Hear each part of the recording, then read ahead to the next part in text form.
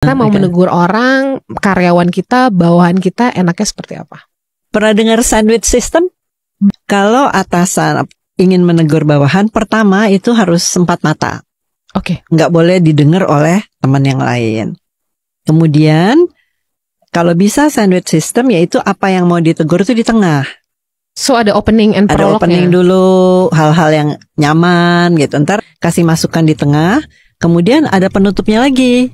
Penutupnya lagi itu misalnya, oh saya tahu kamu pasti bisa deh gitu misalnya. Jadi hal-hal yang mengangkat semangat. Jadi nggak, lu kok ngerjain gini banget sih gitu. Itu kan langsung ke poin yang bikin orang kecil hati gitu. Oh, jadi itu namanya sandwich system. Dalam mengkritik seseorang, menegur seseorang. Wow. Ada ilmunya tuh. Ada ilmunya tuh ya. Ternyata kalau nggak biasa mesti latihan dulu. Teorinya gampang. Gampang. Meraktekinnya nggak gampang. Apalagi kalau Lalu yang paling penting ada satu, kepemimpinan, leadership. Kita nggak bisa melayani orang kalau kita nggak bisa mimpin diri sendiri, betul ya? Gimana bisa melayani orang kalau kita nggak bisa mimpin emosi kita, nggak bisa mimpin amarah kita, nggak bisa mimpin kinerja kita sendiri, yang gimana bisa melayani, betul ya? Semua pemimpin. Dan pemimpin kalau bisa bukan hanya ditandai dengan gaji lebih gede ya, tetapi ada kedewasaan yang lebih berbeda sama orang-orang yang dipimpin, betul ya? Seorang pemimpin harus bisa menangkap bahasa, perasaan, dan pikirannya yang saat itu lagi negatif. Dan dia mulai memimpin perasaan dan pikiran itu menjadi lebih positif. Bukannya kita nggak bisa negatif, bisa. Cuman pemimpin nyadar, kok negatif banget sih cara ngomongnya, kok negatif banget sih cara pikirnya. Akhirnya si pemimpin itu dimulai dari memimpin dirinya, pikirannya, memimpin moodnya, akhirnya enak lagi suasananya.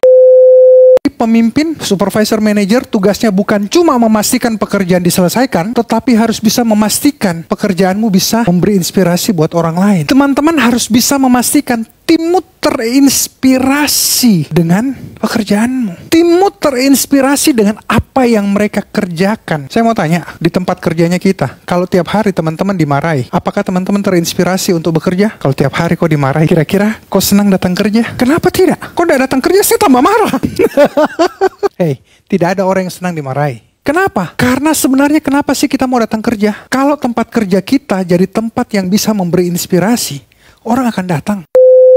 Kepada para bos atau leader, mulai sekarang wajib hindari kebiasaan merendahkan karyawan secara terbuka, apalagi kalau merendahkannya di hadapan karyawan lainnya. Akibatnya nih, bahaya. Ini akibatnya.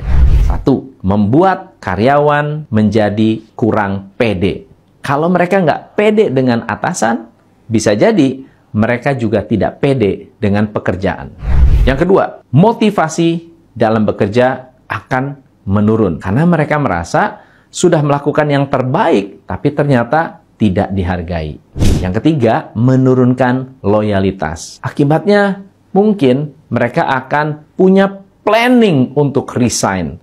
Nah, kalau memang ternyata karyawan itu bagus, lalu kemudian resign, kan sayang harus cari karyawan baru. Dan yang terakhir adalah mereka akan lebih stres, cemas, bisa berdampak kepada kesehatan mental mereka. Jadi hati-hati ya, kalau menegur lebih baik empat mata. Kalau muji, boleh di muka umum. Semoga bermanfaat.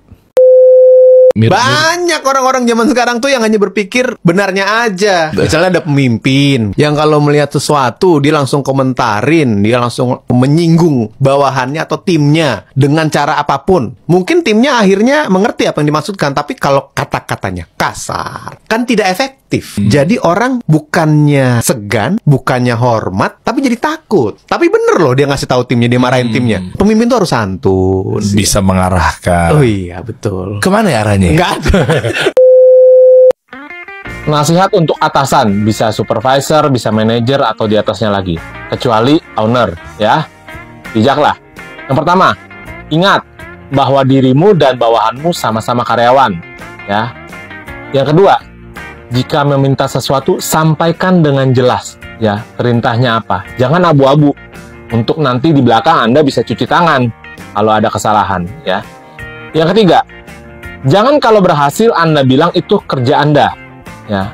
Kalau nanti gagal Anda bilang bawahan Anda yang salah, ya. Nggak boleh seperti itu kalau jadi pemimpin. Ingat, ada pepatah bilang ikan busuk dari kepala, ya. 4. Karena Anda dan bawahan sama-sama karyawan, jadi bekerja samalah untuk mencapai target, ya. Bukan Anda hanya memerintah bawahan dan bawahan Anda aja yang kerja, ya. Semua itu berlaku untuk atasan yang bukan pemilik usaha atau bukan owner, ya. Kalau atasan itu adalah pemilik perusahaan, ya, Anda sebagai karyawan ya sudah tentu harus mengikuti apa yang diminta sama atasan Anda dan harus sesuai dengan apa yang dia mau, karena dia yang memiliki usaha itu.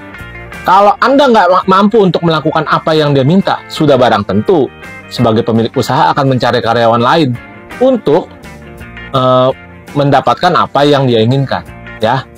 Seperti itu. Ingat, hati yang gembira adalah obat.